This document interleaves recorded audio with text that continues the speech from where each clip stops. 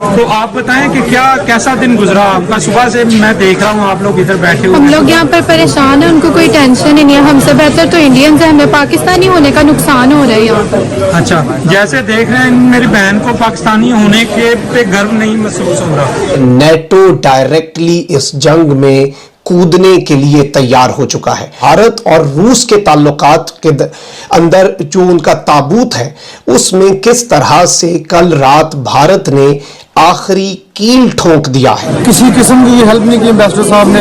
हमारी prime minister Pakistan की request है हमें यहाँ से किसी तरह से निकाला जाए। और हमें एम्बेसी की तरफ से कोई इवैक्यूएट नहीं किया गया। एम्बेसी की तरफ से हमें उल्टा झूठ बोला गया। पहले हमें बोला गया कि आप कीव में आ जाएं। हम सारे स्टूडेंट्स ने ऑलमोस्ट $3000 की टिकट्स बुक की ट्रेन की। ऑलमोस्ट कोई 200 स्टूडेंट होंगे, लेकिन जिस दिन हमने टिकट बुक कर लिया और हम मूव करने लगे थे 2 घंटे पहले एम्बेसडर की कॉल्स आ रही हैं कि यहाँ पे ना है कीव सेफ। और हमारी पाकिस्तान एम्बेसी ने बिल्कुल किसी किस्म की कोई हेल्प नहीं की। सरासर पाकिस्तान में झूठ बताया जा रहा है। इधर बेखनों की जिंदगी गुजार रहे हैं। बराह रास्त सदर को कहा है, प्रेसिडेंट पुतिन को उन्होंने ये कहा है कि हमें जो स्टूडेंट्स हैं उनकी सेफ्टी और सिक्योरिटी चाहिए आपके कंट्री में। हमारी ये सबसे पहली प्रेफरेंस यही है। नमस्कार दोस्तों, आपको पता होगा कि यूक्रेन और रूस के बीच युद्ध चल रहा है, जिसमें भारतीय छात्रों को यूक्रेन से निकाला जा रहा है, जिसमें भारत के विदेश मंत्रालय रूस और यूक्रेन के विदेश मंत्रालय से बात करके भारतीय छात्रों को निकालने की मुहिम तेज कर चुका है। इस मामले में पाकिस्तान बहुत पीछे है। वहाँ के स्टूडेंटों को छोड़ दिया गया है ना, वहाँ के स्टूडेंटों को निकाला जा रहा है। वहाँ के स्टूडेंट नरेंद्र मोदी और भारत की प्रशंसा करते हुए देखे गए।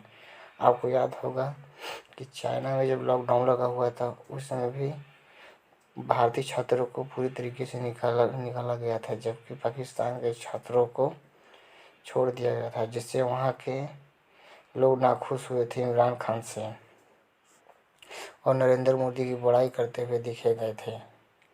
ये सब देखते हुए वहाँ के छात्र रोते हुए बिलखते हुए पाकिस्तान के गवर्नमेंट को वहाँ से हमको निकालने की कोशिश करने की बात कर रहे हैं। ये वीडियो देखिए और वीडियो को सुनिए। अगर वीडियो अच्छी लगी हो तो हमारे चैनल को लाइक, सब्सक्राइब और कमेंट जरूर करिएगा। थैंक यू, धन्यवाद। नाज़रीन कराम, एक जानिब तो रूस और यूक्रेन की जंग जारी है और दारुल हुकूमत कीव पर कब्ज़े के लिए रूस अब हर मुमकिन कोशिश कर रहा है, लेकिन इस सारे के सारे मामले में एक जानिब तो यूक्रेन की तारीख़ की सख्त तरीन रात जो कि कल की रात थी, उस हवाले से कुछ डिटेल्स हैं जो आपके सामने रखनी है। और इस सब के अंदर यूक्रेन के सदर ने एक बहुत बड़ा ऐलान किया है।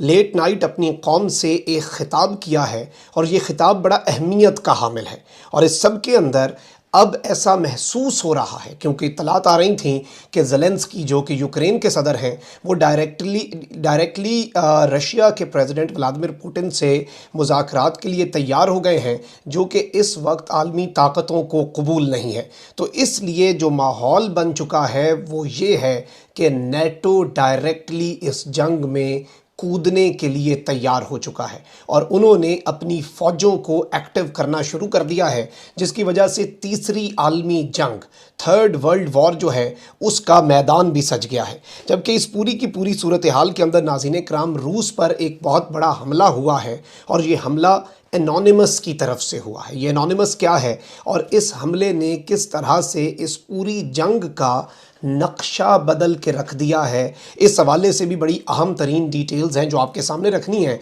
जबकि अक़वाम मुत्तहिदा की सिक्योरिटी काउंसिल में रूस के ख़िलाफ़ करारदाद पेश हुई और इस करारदाद के अंदर रूस के ख़िलाफ़ 11 मुल्कों ने वोट दिया।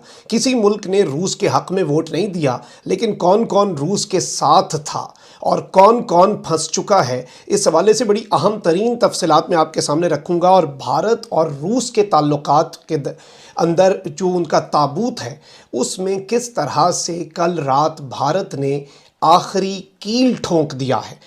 उस 25-30 मिनट की टॉक के बीच भी इंडिया की तरफ से यह मुद्दा रखा गया कि उनको फिक्र है उनकी सेफ्टी की, उनके जो वहां पे स्टूडेंट्स मौजूद हैं उनको फिक्र है उन तमाम तालिब इल्मों की जो वहां पर मौजूद हैं। तो क्या हमारा जो डेलीगेशन वहां पर गया था चले प्राइम मिनिस्टर ने अगर नहीं की, फर्ज कीजिए, क्योंकि मुझे प्रेस रिलीज में ये नजर नहीं आ रहा, अगर फर्ज करें कि वजीर आजम ने बात की है तो बड़ी अच्छी बात है, इसके बारे में बताया जाए कि वजीर आजम ने उनसे ये बात की है और उस प्रेस रिलीज में ये शामिल होना चाहिए था। या अगर मुझसे पढ़ने में कहीं मैं चूक गई हूं, मैं मिस हो गया, तो तब भी बता दें, कोई बात नहीं कि जी ये जो है ये मौजूद है इसके अंदर। लेकिन अगर वजीर आजम से मिस हो गया और उन्होंने वहां पर स्टूडेंट्स की बात नहीं की, तो क्या डेलीगेशन में से वजीर खारजा ने, इंफॉर्मेशन मिनिस्टर ने, किसी और ने, किसी ने बात की कि यहां पर इतने ज्यादा स्टूडेंट्स हैं? उन्होंने तो बराह रास्त सदर को कहा है, प्रेसिडेंट पुतिन को उन्होंने ये कहा है कि हमें जो स्टूडेंट्स हैं उनकी सेफ्टी और सिक्योरिटी चाहिए आपके कंट्री में, हमारी ये सबसे पहली प्रेफरेंस यही है। तो हमने कहा या नहीं कहा, ये सोचने की, देखने की बात है। और अगर नहीं कहा तो हमें सिर्फ अपने डेलीगेशन की वहां पे पहुंचने की और वापसी की बहुत ज्यादा फिक्र थी और हमें सबसे ज्यादा बस यही था। अब मैं आपको दिखाती हूँ वो 2 वीडियोस मेरे पास काफी ज्यादा हैं, लेकिन मैं आपको वो 2 वीडियोस दिखाती हूँ जो वहां पे पाकिस्तान के मौजूद जो स्टूडेंट्स हैं उनकी वीडियो सामने आ रही है और वो क्या कह रहे हैं इस बारे में। मेरा नाम गुलरेज हमायूं है और मैं पाकिस्तान से हूँ और मैं खारतूम नेशनल मेडिकल यूनिवर्सिटी का 3rd ईयर का स्टूडेंट हूँ। और इस वक्त जब आप लोग जानते हैं कि यूक्रेन और रशिया की जंग जोरों शोर पे है और हम लोग सुबह से इधर मेट्रो स्टेशन का सबवे है, हम उधर से बैठे हैं। सुबह से खाने को कुछ नहीं मिला, ना हमने कुछ खाया ना हमने कुछ पिया। हम सुबह से इस तरह लावारसों की तरह पड़े हुए हैं जिस तरह दूसरे लोग पड़े हैं। और बिल्कुल भी एम्बेसी की तरफ से हमारी बिल्कुल हेल्प नहीं की गई, किसी किस्म की हेल्प नहीं की एम्बेसडर साहब ने। हमारी प्राइम मिनिस्टर पाकिस्तान से रिक्वेस्ट है हमें यहाँ से किसी तरह से निकाला जाए। और यहाँ पे जो फिलहाल सिचुएशन बनी पड़ी है तो बहुत क्रिटिकल सिचुएशन बन गई है, तो हमें एम्बेसी की तरफ से कोई इवैक्यूएट नहीं किया गया। एम्बेसी की तरफ से हमें उल्टा झूठ बोला गया। पहले हमें बोला गया कि आप कीव में आ जाएं। हम सारे स्टूडेंट्स ने ऑलमोस्ट $3000 की टिकट्स बुक की ट्रेन की, ऑलमोस्ट कोई 200 स्टूडेंट होंगे। लेकिन जिस दिन हमने टिकट बुक कर लिया और हम मूव करने लगे थे, 2 घंटे पहले एम्बेसडर की कॉल्स आ रही हैं कि यहाँ पे ना है, कीव सेफ सिटी नहीं है, अब टर्नोपल में आ जाएं। बच्चे अपने पैसे सारे ज़ाया कर रहे हैं। डियर एम्बेसडर साहब से रिक्वेस्ट है कि काइंडली हमारे तरफ भी शफकत करें और हमें किसी ना किसी तरह यहाँ से निकालें, क्योंकि it's impossible to survive here. आप लोग देख सकते हैं, हमारा कैमरामैन दिखाएगा आपको कि लोग इधर किस तरह सर्वाइव करें। ये भी इधर स्टडी कर रही हैं, हम इनसे भी पूछते हैं कि अस्सलाम वालेकुम। वालेकुम अस्सलाम।